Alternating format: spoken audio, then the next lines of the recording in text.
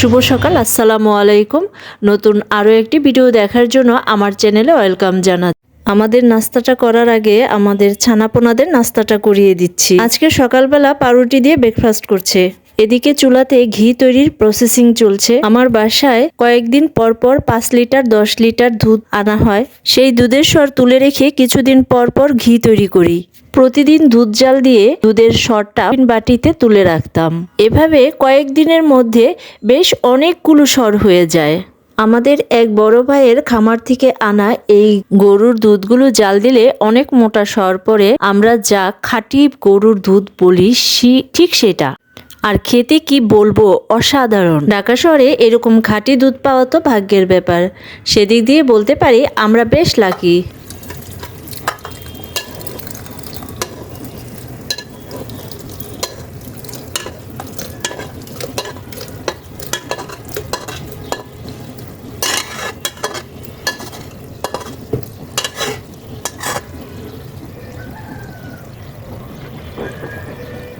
এখন ঝুড়ি নিয়ে আমি একটু আমার বাগানে চলে আসলাম, আমার বারান্দায় চলে আসলাম ঝুড়ি নিয়ে।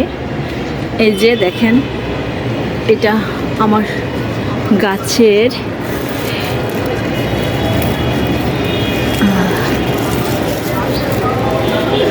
এই যে আমার গাছে খিরায় ধরছে মাশাআল্লাহ। এখানেও আরেকটা গাছ আছে, এটাতেও খিরায় ধরছে।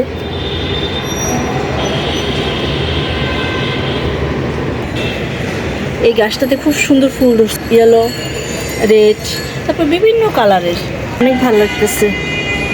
আর এখানে আবার লাগাইছি, এটাতেও ফুল ধরবে। তবে ওই পাশে দেখে এটার ফুলগুলো ওইভাবে বোঝা যাইতেছে না। অনেক ফুল ফুটছে, এই যে ফুলের মুখ রৌদ্রের দিকে ওই পাশে, এই জন্য বুঝতে পারতেছি না। দেখেন কত ফুল ফুটছে। আর রেড কালারের ফুলও ফুটছে, এই যে রেড কালারের ফুল, এই দেখেন রেড কালারের ফুল ফুটছে। এই দেখেন আরেক এই কালারের ফুলও ফুটছে। এগুলো অনেকগুলো ফুটছে মাশাআল্লাহ, অনেক সুন্দর লাগতেছে। আর সব কালারের মিলা ফুল ফুটছে, তো এটা আসলে দেখতে অনেক ভালো লাগতেছে। আর এই যে এখানে অপরাজিতা ফুল আমার অনেক ভালো লাগে, পার্পেল কালারের হয়। আমার এইখানেও আরেকটা গাছে অপরাজিতা ফুল ফুটেছে।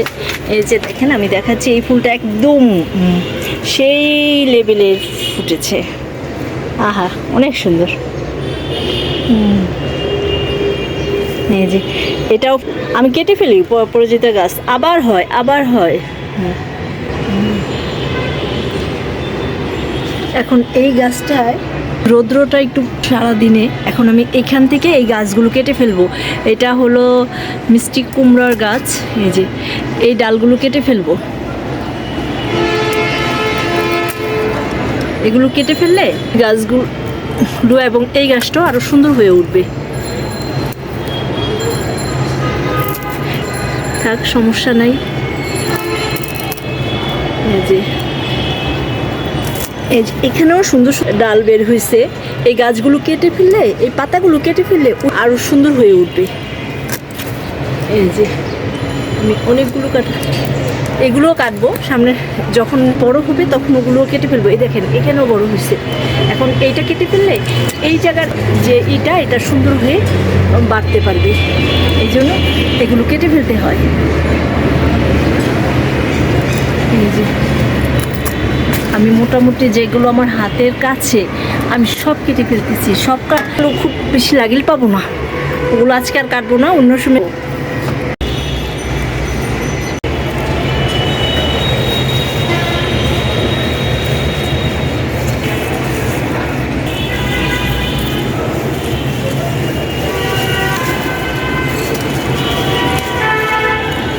মাশাআল্লাহ, অনেকগুলো পাতাই পেয়েছি। আরও কয়েকটা ওদিকে পড়ে গেছে, ওইগুলোও আমি নিয়ে আসবো। এই যে এতগুলো পাতা পেয়েছি। পাতাতে অনেক সুঙ্গা আছে, আমার কয়েকবার হাতে লেগেছে। মিষ্টি কুমড়ার পাতা দিয়ে কে কী করেন আশা করছি কমেন্টস করে জানাবেন। অনেককে দেখেছি শাক খেতে। এই পাতাগুলো দিয়ে এখন কি করা যায় বলেন তো? আমি অবশ্য ফেলবো না, দেখি কি করা যায়। একটু তাজা হয়ে নিক, তারপর আবার কাটবো। এখানেও কিছু পাতা। বাগান পরিষ্কার করে এসে দুপুরের আয়োজন শুরু করে দিলাম, অর্থাৎ দুপুরে রান্না বান্না করা শুরু করে দিলাম। দুপুরে রান্না শেষ করে আজকে একটু বাইরে যাব, সেই জন্য তাড়াহুড়া করে একটু রান্নাটা সেরে নিচ্ছি। নতুন আলু ছুলতে কিন্তু আমার বেশ লাগে। ছুরি দিয়ে সামান্য আঁচড় দিতেই সব ছাল উঠে যায়।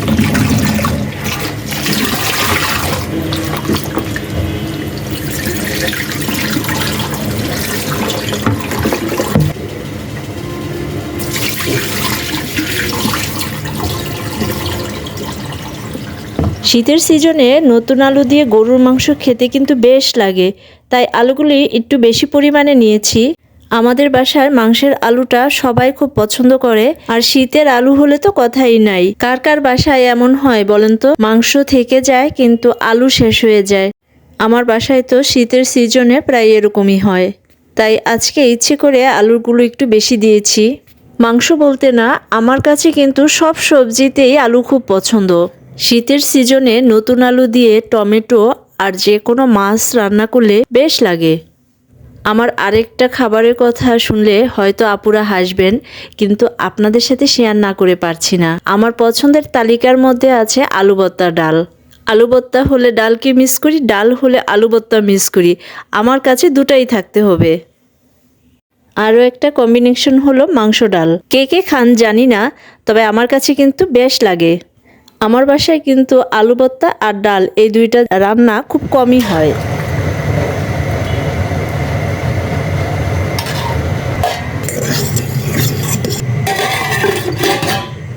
ফ্রিজে রেখেছিলাম বেশ অনেকক্ষণ বরফ হওয়ার জন্য। এখন একটা এয়ারটাইট বক্সে ভরে আবার ফ্রিজে রেখে দিব। কে কি বলেন জানি না, তবে আমি এটাকে শুটকি বড়া বলি। পাতাগুলো ভালো করে ধুয়ে ফুটন্ত গরম পানিতে অনেকক্ষণ ডুবিয়ে রেখেছিলাম। একটা ব্যাপার লক্ষ্য করেছি, গরম পানিতে ডুবিয়ে রাখার পর সেই শুয়ের মতো শুঙ্গাগুলি আর হাতে লাগছে না। গরম পানিতে পাতাগুলো নরম হয়ে গিয়েছে, তাই খুব সহজে ভাঁজ করা গিয়েছে। আমি চাপা শুটকি দিয়ে আজকের বড়াগুলো তৈরি করেছি। আপনারা ইলিশ মাছ কিংবা যে কোনো শুটকি দিয়ে এই বড়াটি তৈরি করতে পারেন।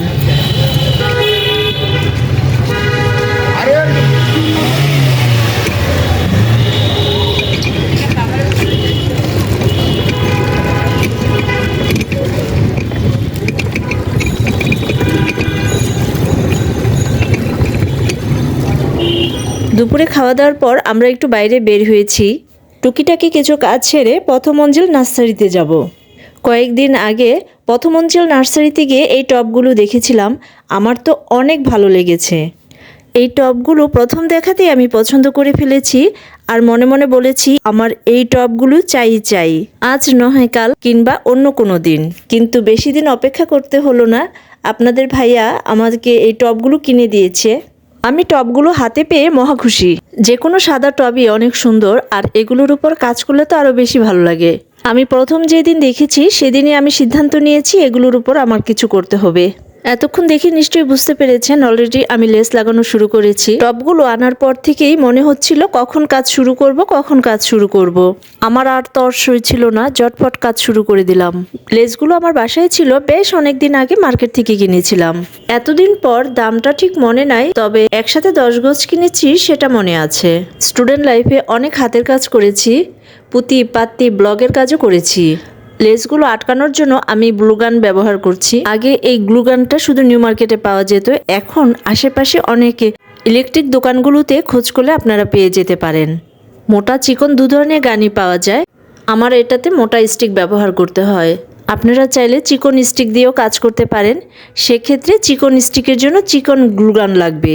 আমার এই কাজে আমার ছেলে আর বিশেষ করে আমার বোনের ছেলে প্রথম থেকে আমাকে সহযোগিতা করে আসছে।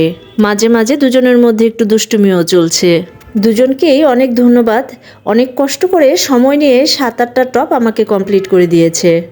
কাজ শেষ করতে করতে সন্ধ্যা হয়ে গিয়েছে। আজকে আর সবগুলো টবে গাছ লাগানো হয়নি, যে কয়টা টবে গাছ লাগিয়েছি আপনাদের সাথে শেয়ার করলাম। রাত হয়ে যাওয়ার কারণে সবগুলো টবে গাছ লাগানো সম্ভব হয় নাই।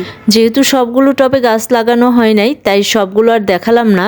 যে কয়টা টবে গাছ লাগিয়েছি সে কয়টাই দেখালাম। বাকি যে টবগুলো সেগুলোতেও আমি একই রকম লেস লাগিয়েছি। আমার কাছে এই ধরনের হাতের কাজগুলো করতে বেশ ভালো লাগে। আমার আজকের এই টবগুলো কেমন হয়েছে আশা করছি কমেন্টস করে জানাবেন। আপনাদের ছোট বড় ভালো মন্দ যে কোনো কমেন্টস পড়তে আমার বেশ ভালো লাগে।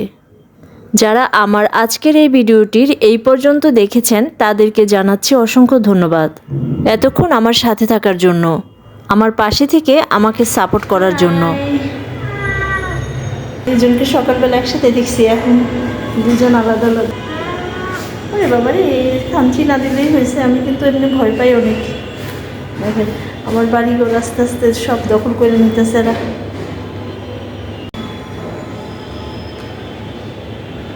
দুজন একসাথে। আমি দেখার চেষ্টা করতেছি কিন্তু পারতেছি না। হাই, আচ্ছা দুজনকে একসাথে একটু দেখাই। ওর বাবা রে, এবারে কখন জানি আমার খামচি মারে, দৌড় মারছে একজন, আরেকজন এখানে আছে, আরেকজন তাকায়।